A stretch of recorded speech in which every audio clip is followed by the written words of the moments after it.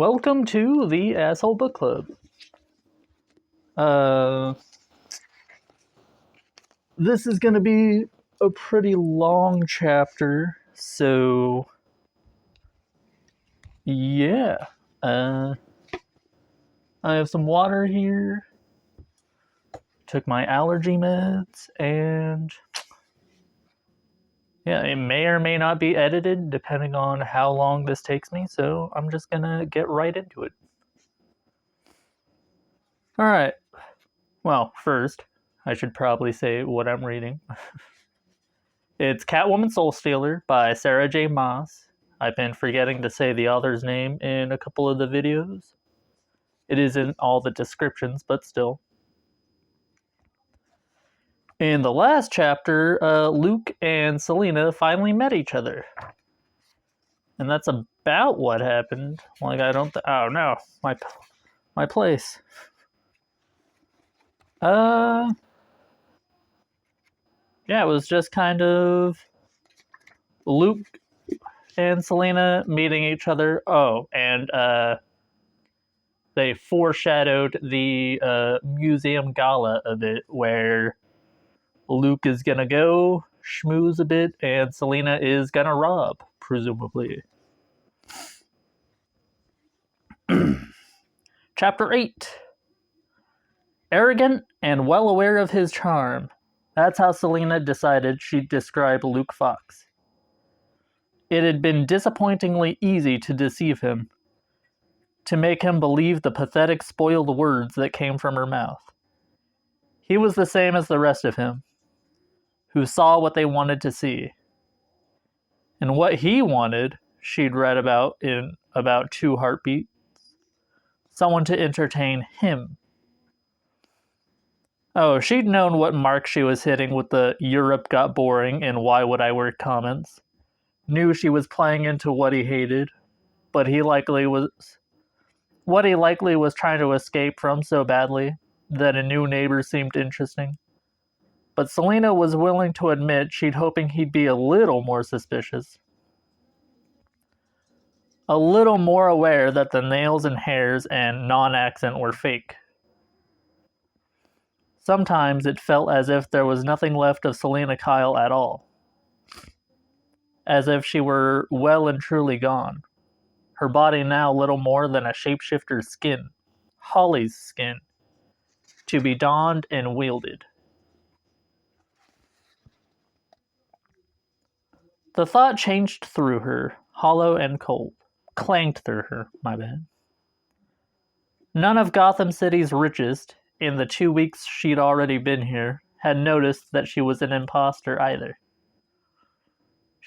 Show up at the right restaurants, the right fundraisers, and the invitations pour in. Flush with foreign cash, Holly Vanderhees was well on her way to being the socialite of the season. She wondered if the idiots would ever realize that the same parties she'd attended were the ones where people had gone home to find an emerald bracelet or a Rolex missing. Man, I took allergy meds and I'm still stuffy. Sorry for my sniffling.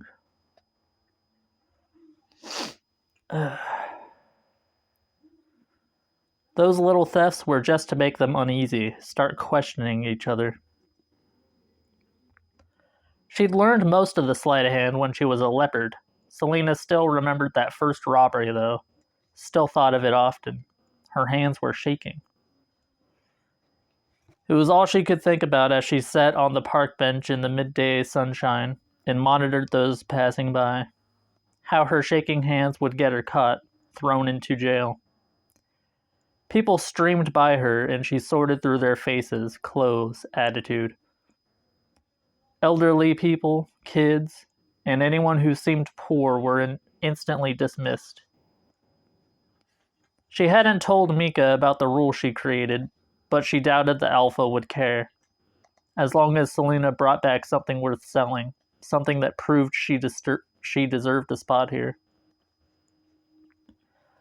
Selena slid her trembling hands into the pocket of her ancient gray sweatshirt, her backpack on the bench beside her, She'd been sitting on this bench for an hour now, had arrived just prior to lunchtime, to the lunchtime rush of people desperate for a few minutes of fresh air before returning to their soul-sucking jobs in the offices towering high above the small city park. She'd get a cut of the money, Mika had told her, from whatever she stole. She'd get a cut of the money. Maybe enough to get Maggie a decent dinner, maybe even dessert. A man in a suit approached from beneath the towering oaks. Selena avoided the urge to sit up as he strode down the busy park walkway. His head bowed over his phone as his thumbs typed away on the screen. Expensive-looking suit, polished shoes, slicked back hair, and a total lack of interest in or fear of his surroundings. She scanned his pants. No sign of a wallet in the front pockets, but she noted the way one side of his suit jacket seemed to sway a little slower, heavier, with each step nearer to where she sat. She scooped up her backpack over her shoulder, pulling out her flip phone and letting her thumb start tapping at the button as she launched into a swift walk. Right into him, hard. The man cursed, phone falling to the concrete. Selena's backpack went flying, spilling the pens and dented notebooks across the asphalt path. She let out an oomph as she hit him, clutching at him. A beat of guilt went through her as the man twisted to steady her, opting for her well-being over that of his phone. But he only gave her a passing glance before looking to the debris now scattered before them, his phone among it.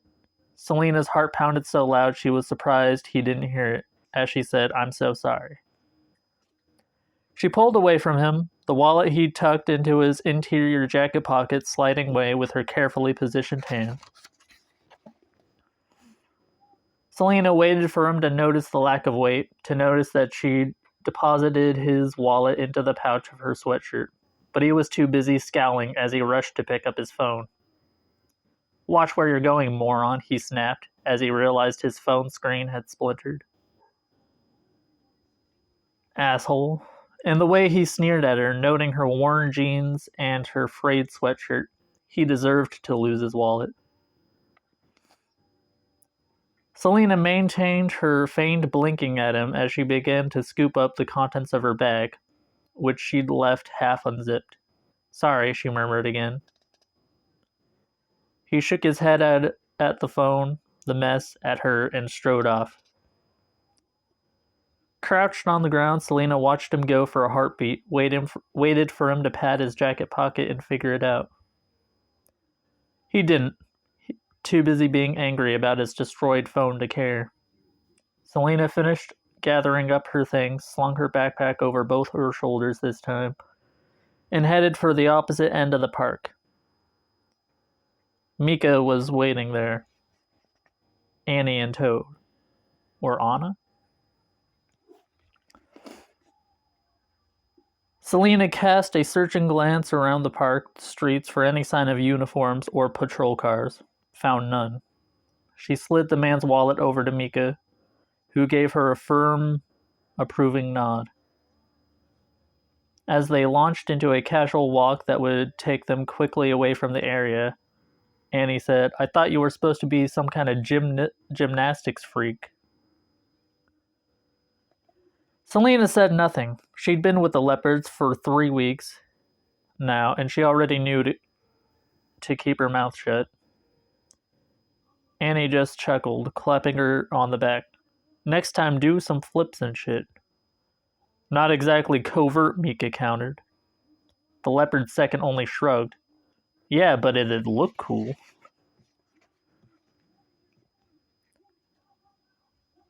A week later, Annie had gotten her wish.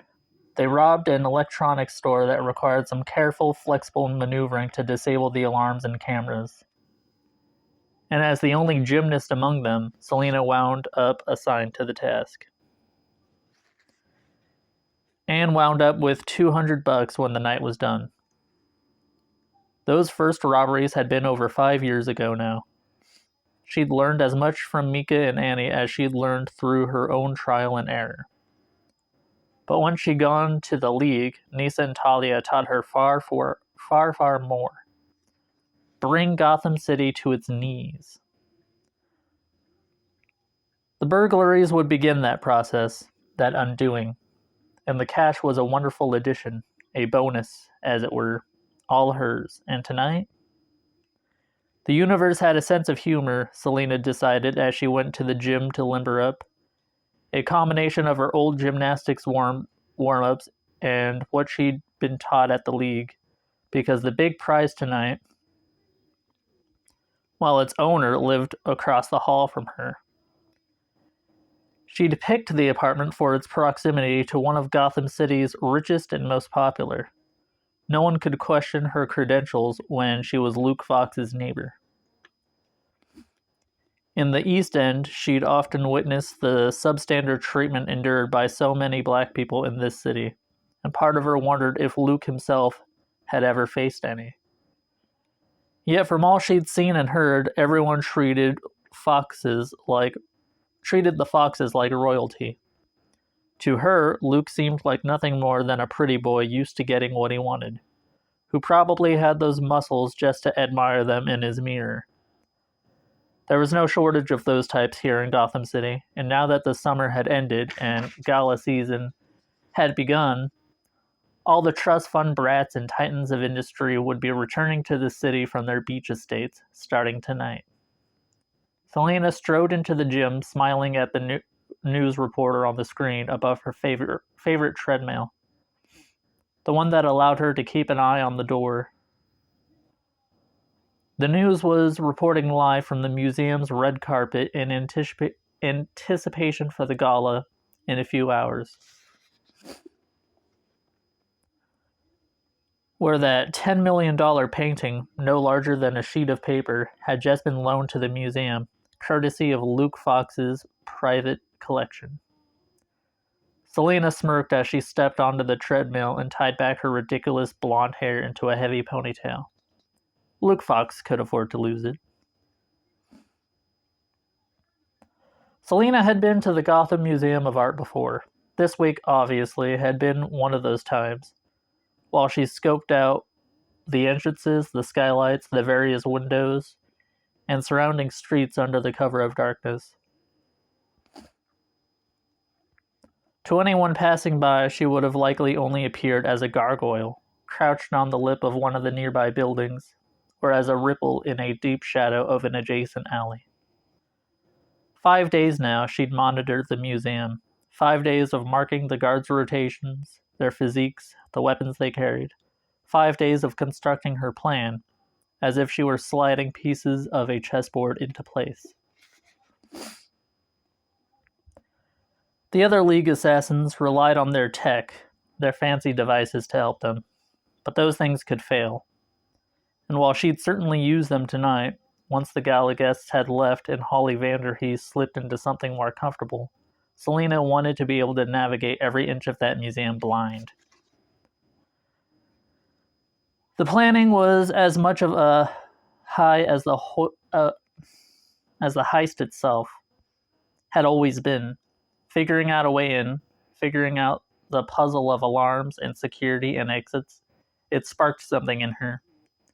Even now, after her training had been so thorough that it was mostly muscle memory. A low thrill was still coursing through her as she let the CEO of one of Gotham City's largest hedge funds waltz her around the ornate, cavernous grand hall of the museum. Step 1 of the plan. Let Gotham City see Holly here, believe her to be one of them. While she took these hours to get a first glimpse at where the painting had been displayed, how they'd guarded it. They'd waited until just before the party to set it up in an adjacent hall where revelers might drift, champagne in hand, to admire the work in solitude and reflection. Or some ridiculous reason like that. It made it easier for her to get close enough to casually assess the painting, which she'd do as soon as she finished charming the preening idiot dancing with her. Life in the East End had been brutal, but there, at least most people had been real. None of the labyrinths of lies and illusions these people spun with words and sparkling wealth. Yes, there had been people just as untrustworthy, but she'd still take the East Enders over these people any day of the week. The CEO spun her, the world blending into a living band of color, glitter, and marble. So different from how she'd first seen the grand hall of the museum, with its swooping staircases on either side, the mezzanine overlooking the entire space, the quiet looming sense of mystery, of sacredness, in every inch of this place. She'd been here on a 7th grade field trip and had focused more on keeping her growling stomach from being overheard in the whisper-filled galleries than on the art itself.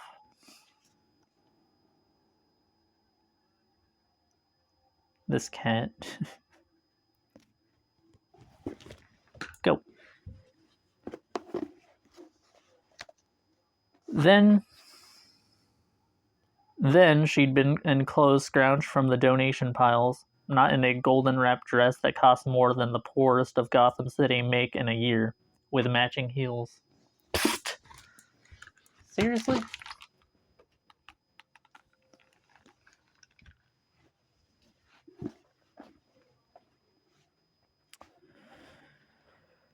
Those shoes now traveled across the parquet floors.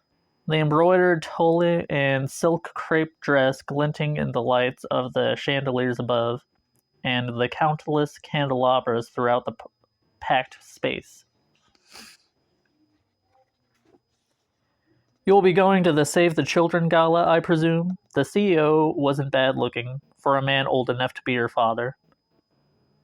Too bad everything about him, about his life, repulsed her. Selina forced her red-painted lips into a smile. Only if you are. A gleam of interest in the man's eye, the same gleam that she'd spotted across the hall, and then encouraged with frequent knowing glances, until he strode up to her and asked for a dance. Disgustingly easy, ridiculously predictable. The hand the CEO had braced on her waist had shifted a little southward. It took every ounce of effort to keep smiling and not to rip that hand off of her. Oh, I'll be there, Miss Vanderhees. She was beautiful, loaded, and young, precisely this man's type. Too bad his $200,000 Rolex was more her type. Picking him out of the crowd had been simple. No wedding ring, and he strutted around like he owned the place. He'd already known who she was, thanks to Holly's frequent appearances at Gotham City's finest restaurants and stores these past 2 weeks. And more than that, her own established source of income offered an automatic in. The cliche of rich men marrying their secretaries or flight attendants is gone, Talia had drawled during those early lessons. The rich only trust the rich.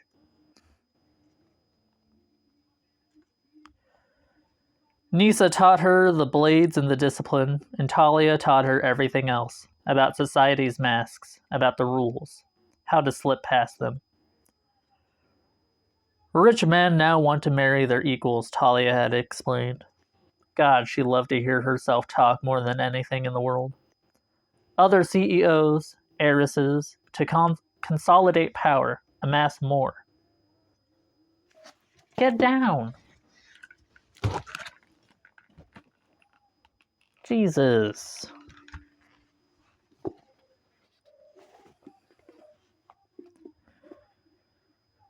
So you must learn how to play the part. Selina had, and that training had been just as hard as Nisa's. Nails, hair, skin, body, makeup, the first signifiers Talia had ordered. As they'd sat before her dressing table in the compound, she'd examined Selina's short, rough nails. You will wear gloves while training and grow these out. Not too long, though, and no hangnails. She'd handed over a small pink and silver compact full of pale rose cream. For the cuticles and your lips. Apply morning and night. Then had come the regimen of creams and gels and masks for her face, her hair. Makeup should be light but skilled, not for the men but for the other women, who will notice immediately, suspect you. It is to em- emph- emphasize, not draw attention to yourself. If you go bold, do it sparingly. Lips or eyes, pick one. Jesus, cat. Climbing on all my stuff. A different sort of armor from the ones Talia's half-sister Nisa had been showing her. A different way of breaking into locked rooms than a pick kit. Nisa and Talia, two sides of the same dark coin. One trained for bloodshed and battle, the other for politics and strategy. Together they ran the League's headquarters in Italy, overseeing the training of the young women they'd recruited. These are the weapons and passports they use against each other, Talia had purred, dusting Selena's face with golden highlighter. So we will use them as well. Selena let the CEO's hand drift a little lower, let a little corner of her mouth lift. So many eyes on them now, curious about the new socialite in their midst. The waltz rose, turning frenzied as it neared its end. She knew his attention was focused on the location of his hand. She even arched her back a little bit as if enjoying it, encouraging his inappropriate groping, even while her stomach turned over, her blood simmering to a near boil. You will learn to talk, walk, and dance like them. When you speak to the other acolytes in the dining hall, I expect you to use the same phrasings you would when speaking to a baron. When you walk to your lessons, I expect you to float as if you were in the midst of a ball. And the dancing, Selena had asked? Talia had taken her to Venice 3 nights later, to the grand masquerade ball at Carnival. Selena had brought a simple black gown whose back draped open dramatically. She'd also brought the black and gold mask Talia had given her, just in case. But Selena shoved the thought of that ball from her mind as the waltz drew to its close. As the CEO's hand brushed even lower, her own hand grazed his thick wrist. She held his gaze while she did it, allowed him to be too distracted by her heavy-lidded stare, her pert red mouth to notice the watch she slid off his wrist as she pulled out of his touch. She said to the CEO, voice low and wicked, I certainly hope I see you before then. A wry little smile emphasized the words, the promise in them, as she turned away, leaving the CEO on the floor. She wished she could wipe the feel of his hands off her body, wished she could purge his musky cologne from her nostrils. There were indeed lowlifes here, just as despicable as any in the East End, Selena supposed. These ones just dressed better. It certainly made the Rolex, now in the hidden pocket of her dress, all the more satisfying. She counted her steps as she approached the open marble bar, a vacant smile on her face. But no shouting followed, and a coy look over her shoulder revealed the CEO still staring at her, even while he danced with his new partner. Dazzle and distract, no different from that first robbery in the park, but so much more fun. With a private smile to herself, Selena leaned forward to the bartender and said, Champagne, 2 glasses. The deep male voice cut across the bar. Selena glanced sidelong at the man who'd come up next to her, clad in a Marine's dress uniform that fit him like a glove. Luke Fox gave her a tight smile. Selena gave one right back. Like hell, he'd jump ahead of her in line. Make it 3, she said sweetly to the bartender. The man nodded and swept off. Selena twisted to watch the waltzing crowd in the center of the room. Excuse me. the mingling guests now chatting, with the former meal over. I stayed away from the shellfish, she said to Luke. He lifted a dark brow. Wise choice. The two words held little invitation for further conversation, especially as he threw down a few bills for the bartender and took his 2 flutes of champagne in his white-gloved hands.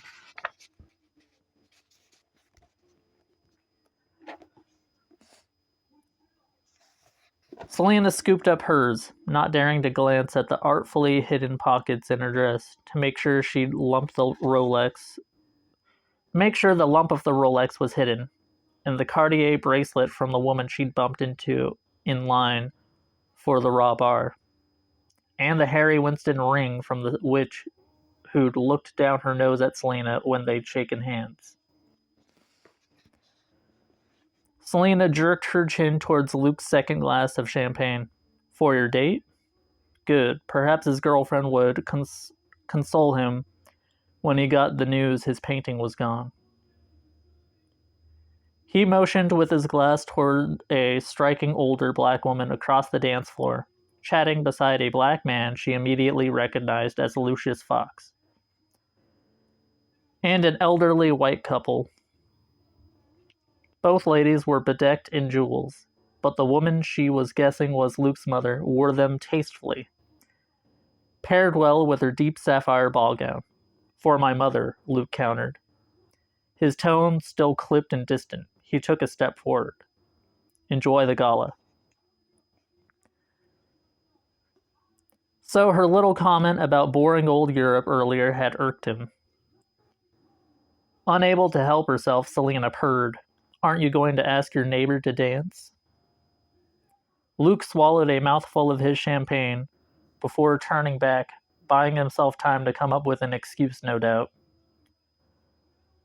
Selena watched him beneath her fake lashes and added wryly, though I suppose a dashing soldier is already spoken for. I promised someone else a dance, was all he said, back stiff. Sorry. He didn't sound that way in the least.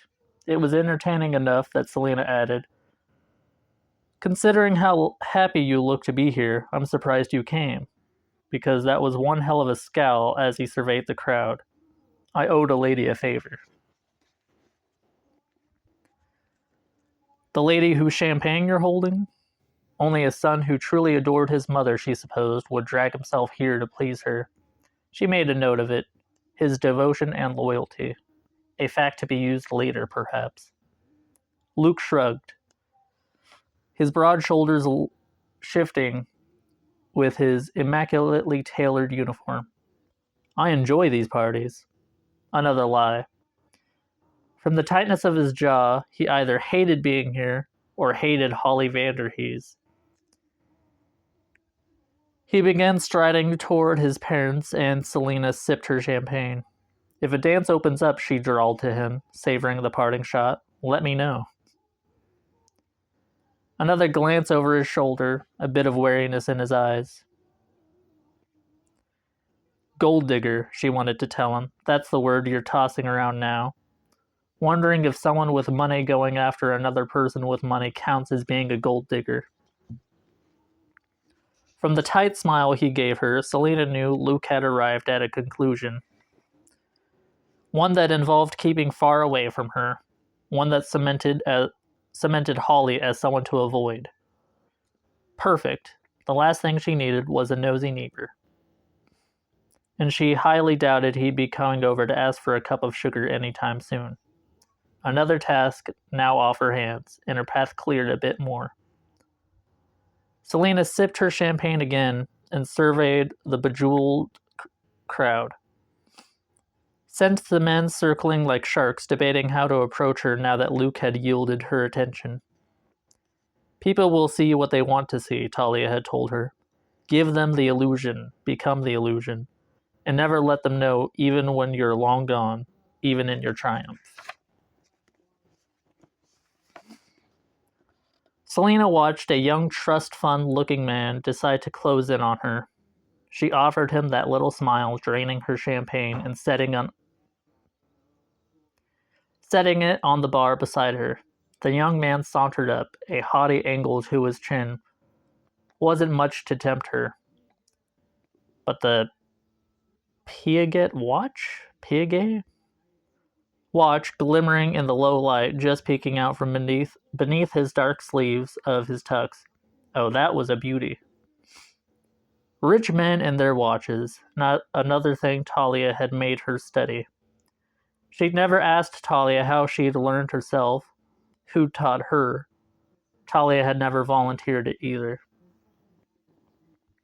So Selena had learned the status symbols that women wielded, and the ones men used to declare to each other that they were wealthy as kings. But that $20,000 watch on his wrist was nothing compared to the $10 million painting that waited for her in this museum. Luke Fox would certainly need a lot more champagne before the night was through. How many more pages do I have? Oh, not that many. Okay. Luke could barely focus on the conversation he was having. He kept scanning the room, listening for any whisper of alarm. Nothing. His two prep school friends, Elise and Mark, now running their own joint hedge fund, were debating the merits of which reality TV show was the worst to watch. Luke drowned it out, as he often did when their conversations skewed towards the absurd. A skill both Elise and Mark took pride in, enjoyed. But half listening to their banter was better than his dad not so subtly sending Luke to the bar to get his mom champagne, hoping he'd run into at least one of the young women of which his parents had approved. At least he'd avoided the few older women who stared at him like a piece of meat, whose devouring glances he'd never been able to stomach or grow used to. Still, he'd never ordered a drink faster, only to wind up next to Holly at the bar. He'd seen that creep CEO she'd been dancing with. They'd match perfectly. He'd given his mom her champagne, then made a beeline for his friends, standing together by the window as they usually did, as the three of them had done at every school party and event while growing up, their own little unit, inseparable. Even if Mark, who'd he'd known since 7th grade, had been secretly in love with Elise for years, but Elise, who was likely the closest thing Luke had to a best friend, had no idea. Elise, a golden-skinned and dark-haired, smiled at him as he approached, but didn't pause her arguing with Mark. Mark, however, seemed unaware of anyone else in the ballroom, with Elise in front of him, only occasionally breaking his focus to drag a hand through his blonde hair. That focus, however, finally broke when Mark turned to Luke. "You're quiet tonight, man." God, what are those animals doing in there? A frown crossed his face, his brown eyes fixing on Luke with a piercing intensity different from the way he'd been looking at Elise. "Everything okay?" Elise sipped from her champagne, watching Luke over the rim of the glass. While Mark was usually direct, Elise knew when to observe, when to wield silence as effectively as words. After a heartbeat, she said to Luke, "You kind of look the way you did that time in junior year English when Miss Bartleby said we had to compose love sonnets for the midterm paper." Genius Luke might be, poet he definitely was not. Mark tipped his head back and laughed. Luke smiled, throwing Elise a grateful look for the deflection as he admitted, "It was the worst grade I ever got in my life. A sorry C-. I think Bartleby deliberately marked it down because of the face I made when he announced..." Oh, it was Mr. Bartleby, not Miss Bartleby. "Because of the face I made when he announced the assignment." "You and me both," Mark said, nudging him with an elbow. "Though I still think I deserved more than a C. My poem was epic." "You both deserved exactly what you got," Elise retorted. For writing a poem about your love of donuts, she said, jerking her chin at Mark. And then pointing at Luke, and a sonnet about your love of not writing sonnets. Luke and Mark rolled their eyes. We were robbed, Mark declared. Elise, of course, had aced the assignment. Luke surveyed his friends. Mark and Elise had been the only ones who'd really supported him when he declared he was enlisting.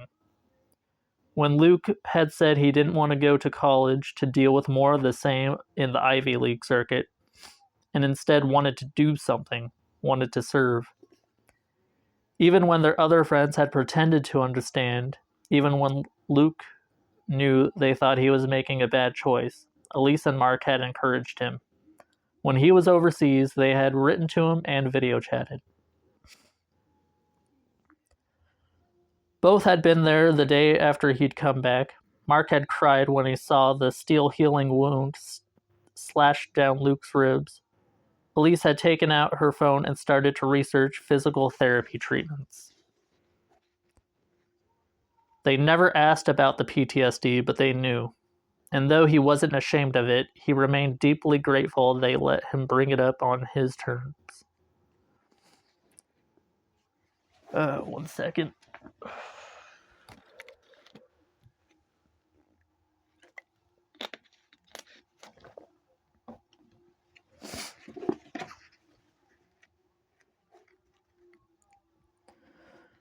That it mostly remained out of their friendship dynamic for now. Glad to have some semblance of things being the same. Things are fine, Luke said, meeting Elise's weighing stare. She seemed to read the truth in the words and gave him a slight nod. Luke gave Mark a grin. One gala into the season and I'm bored to tears. Elise put an affronted hand to her chest, gold bracelets and rings glittering. You mean to tell me that our highly intellectual debate about the top 10 reality show breakups isn't enough to entertain you? Mark scowled at them both, but couldn't hide the amusement from his face. Neither could Luke as he said, If you two were at every event, it wouldn't be so bad. You couldn't pay me to go to more than 3 of these a year, Mark said. Elise murmured an agreement. I'm all for giving to charity, but does a party have to be involved as well? My parents don't even bother to go anymore. He waved a callous hand to the sparkling room around them. Mark had always been into crew. Still took out a boat at least once a week on the Spring River. They told me this summer that I had to go now, that they'd done their time and now it was my turn to represent the family. And deal with the socialite crowd, Mark didn't need to add. Luke and Elise cringed in sympathy. Her own parents weren't here, but that was because her mother, heiress to a fishing empire in Venezuela, had business to attend to. If the Marvez family was in the country, however, they'd attend all of these events. Right alongside Luke's parents, who had become good friends with them over the years, actually. Poor baby, Elise said, patting Mark on his broad shoulders. Such a hard life, dressing up and drinking other people's booze. Such a hard life, Luke joined in, chuckling, eating free food and going home with a fancy gift bag. Mark flipped them off. Elise and Luke returned the gesture. Behind them, a cluster of old ladies gasped as they passed by. Mark only lifted his champagne in salute. They waited until the horrified women had passed before stifling their laughter. Never changes, Elise said, watching them go, her dark eyes bright. But Luke found Mark studying him again. While Luke might have counted Elise as his closer friend, Mark had always been the one who'd often shown up to physical therapy in those initial weeks, and then accompanied him to the PTSD therapy whenever Luke wanted company. The offer was always there. On hard days, when Luke didn't want to make the trip alone, one call to Mark and his friend would pick up. But you're doing good, though? Mark asked again. If he says he is, then he is, Elise countered. Mark waved her off, refusing to take his attention off Luke. They'd always looked out for each other, but since he'd come home, Mark and Elise had taken being protective to another level. It warmed something in Luke's heart, made enduring their bickering worth it. "I'm doing well," Luke said to his friends. "I really am." Mark seemed satisfied this time and fell back into arguing with Elise about which reality contestants were likely to break into a brawl on the current season of their favorite show. Luke listened for a minute, smiling, and drank his second glass of champagne, his last. He needed to be sharp tonight. The hell was that? Anyway. There had been a number of small robberies these past few weeks. Gotham City's elite who'd all lost valuables while out in public, at dinners and parties. Luke was willing to bet his inheritance that the city's newest thief would be here, that the thief was already among them. The season kickoff gala was too big of a payday to resist. He prayed it was true. If they didn't arrive, it'd mean going to the next gala and the next to watch for a pattern, note the faces and names of the attendees. He had to set a trap, and it would only be a matter of time before the thief fell for it. End of the chapter. Whew. All right. Ugh. That was a long one, but this time we got both Luke and Selena's view of the party. And yeah, bunch of rich, snobby socialite shit going on. If you made it this far in the video, thank you so much for watching or listening to the full video, and please consider liking and subscribing. And yeah, I will see you in the next video, and I hope everyone has a good day. Later.